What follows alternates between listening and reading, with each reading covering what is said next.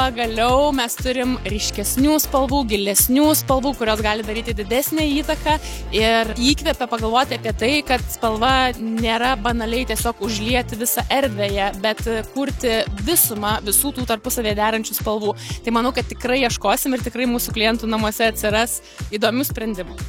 Kūrinio fono spalvas lėmė būtent tikrilo metų spalvos chameleono atspalvis, o patį paveikslą ilgai berutuliuojant idėjas galvoje kilo mintis pavaizduoti asmenybę, kuri keičiasi su laiku ir prisitaiko kaip chameleonas. 26 metų kolekcija turi tų tokių perliukų, kurios tikrai galima rekomenduoti klientams, kurie nori turėti ilgamžiškus interjerus. Ateinančių metų spalva chameleon kalba apie kūrybiškumą ir jo paieškas. Todėl jos pristatymui pasirinkome ypatingą vietą – šiuolaikinio meno mugę Art Vilnius. Džiaugiamės, kad 2026 metų spalvos organiškai įsiliejo į visą mugės erdvę ir dalis stendų buvo nudažyta būtent šiomis spalvomis.